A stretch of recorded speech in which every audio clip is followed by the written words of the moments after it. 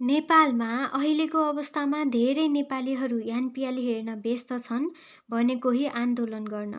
नेपालमा एनपिएल चाहिँ वर्षमा एकपटक हुन्छ, तर आन्दोलन महिनामा मेसो परे 10-20 पटकसम्म पनि। आखिर आन्दोलन किन चर्किराखेको छ त? यो अन्तरिम सरकार पनि आलोचनाले भरिसकेकै हो त? आउनुहोस् आजको यो भिडियोमा जानौँ। 2082 साल भाद्र 24 गते जे जस्ता गतिविधि भए त्यसपछि प्रधानमन्त्री केपी ओलीले नचाहेरै पिएमको पदबाट राजीनामा दिए र त्यति बेलाको सरकार ढल्यो। सरकारमा कोही भएन, यानि कि देश चलाउने प्रमुख अभिभावकको खाँचो पर्यो। सबैले बालेनलाई बालेन आउन्, पिएमको कुर्सी सम्हालुन् भन्ने चाहन्थे, तर बालेन चुपचाप बसिरहे। अब जनताले स्पेसली जेनजीले गर्दा यस्तो रिभोल्युसन आयो। अब जेनजीको प्रतिनिधित्व गरेर को सरकारमा जाला त भन्ने प्रश्नबाट एउटा उत्तर आयो, सुशीला कार्की। भदौ 25 र 24 गते भएका भयावह र अकल्पनीय घटनाहरूले देशका केही व्यक्तिगत र धेरै सार्वजनिक सम्पत्तिहरू जलेर नष्ट भए। देशको जेलमा भएका सबै कैदीहरू भागेका र देशमा असुरक्षाको एउटा भयावह अवस्था सिर्जना भइसकेको कारणबाट छिटो पिएम सेलेक्ट गरेर सरकारमा पठाएपछि अवस्था सामान्य बन्दै जान्छ भन्ने सबैको आशा थियो र जेनजीको प्रतिनिधित्वमा सुशीला कार्कीले 12 सेप्टेम्बर 2025मा शपथ लिएर इन्टरिम गभर्मेन्टको पिएम भइन्। तर यहाँ आलोचनाहरू उठ्न थाले। धेरै वर्ष वकालत गरेर पछि नेपालकै पहिलो प्रधान न्यायाधीश जस्तो पदमा नियुक्त भएकी मान्छे के संविधान विरुद्ध गएर शपथ लिएको होला? आखिर पदकै लोभ त हो, नत्र संविधानको अगेन्स्टमा गएर कानुनको क्षेत्रमा यतिका धेरै वर्ष लागेर अहिले संविधानको व्यवस्था गरेर भनौँ संविधानलाई नै कुल्चिएर कसरी पिएम बन्न सकेको होला त? तर यसमा पनि कसैले अन्तरिम सरकारको पिएम न हो, अहिले देशलाई अभिभावकको खाँचो छ, अन्यतिर नलागौँ, अब नयाँ निर्वाचन कहिले गराउँछ यो सरकारले हेरौँ भन्न लागे।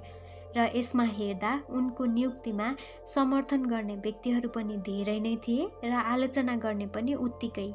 उनी प्राइम मिनिस्टर भएपछि नरेन्द्र मोदीले बधाई दिए। उनले यसरी पोस्ट पनि हालेका थिए, heartiest congratulation to miss Sushila Karki on assuming office as the interim PM of Nepal. India is committed to peace, progress and prosperity of Nepal. यानि कि सुशीला कार्कीज्यूलाई नेपालको अस्थायी पिएमको रूपमा पदभार ग्रहण गर्नुभएकोमा हार्दिक बधाई। भारत नेपालको शान्ति, प्रगति र समृद्धिको लागि प्रतिबद्ध छ। यो बधाईपछि सुशीला कार्कीको विरुद्ध अफवाहहरू पनि फैलाउन थालियो। सुशीला कार्कीले आफ्नो कार्यकक्षमा रहेको चुच्चे नक्सा हटाइन् रे, ऊ त्यसै मोदीले स्टाटस नै राख्छ त भनेर उनको नियुक्तिपछि यो दोस्रो आलोचना बन्न पुग्यो। यसरी नै आलोचना किन गरिरहे र गरिरहेका छन् त? आउनुहोस् यहाँ ब्रेकडाउन गरेर हेरौँ। राजनीतिक पार्टीहरूबाट उनी किन आलोचित छिन् त? सुशीला कार्कीको नियुक्ति संवैधानिक भएन। जब सुशीला कार्कीको सरकारले पूर्व पिएम केपी ओली र अन्य केही राजनीतिक पोस्टमा अफिलिएट व्यक्तिहरूको पासपोर्ट निलम्बन र जफत, प्रदर्शन सम्बन्धी हत्या र विनाशको अनुसन्धानका लागि न्यायिक जाँच आयोग गठन भयो, तब ती पोस्टमा आबद्ध अन्य व्यक्तिहरू पनि उनको विरोध गर्न थाले। जेनजी आन्दोलनमा नेताहरूको घर जल्दा भेटिएका र जलेका पैसा, सुन चाँदी र डलर्सको बारेमा अहिलेको सरकारले सम्पत्ति अनुसन्धान गर्ने निर्णय गर्यो, तब यो कुराले विशेष प्राथमिकता पायो। काङ्ग्रेसमा आबद्ध भएकाले त शेरे र आर्जुको घरमा डढेका पैसा एआईबाट बनाइएका हुन् भन्न समेत भ्याए। जब यो विषय डिएमएलआईलाई जिम्मेवारी दिइयो, शेरे, आर्जु, प्रचण्ड, केपी जस्तालाई त यो चित्त पर्ने कुरै भएन। अझ केपी ओलीले त सुशीला कार्कीले गठन गरेको अलग न्यायिक आयोगलाई नक्कली निकाय समेत भनिदिए।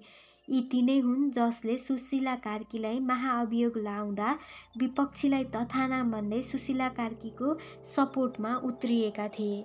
अब जनताको पर्सपेक्टिभबाट सुशीला कार्की र यिनले प्रतिनिधित्व गरेको सरकार किन आलोचित बनिरहेको छ त?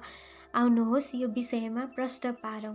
हालसालै यानि कि हिजो आज प्रधानमन्त्रीका चिफ पर्सनल सेक्रेटरी आदर्श श्रेष्ठले जब प्रधानमन्त्रीको सचिवालयमा आफ्नी श्रीमती र आफन्तहरूलाई जागिर खुवाएको कुरा विवादास्पद बनिरहेको छ।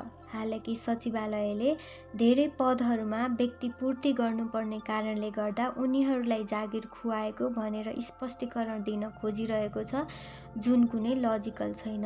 यसरी नै नेपोटिजम यसमा पनि चल्ने भए पहिलेकै सरकार ठिक थियो। पहिलेकै सरकारमा नेपोटिजम, नातावाद, कृपावादकै कारण थाकेर त यस्तो रिभोल्युसन आयो र यसमा पनि यस्तो आफ्ना आफ्ना छान्न थालेपछि पहिले र अहिलेको सरकारमा के फरक?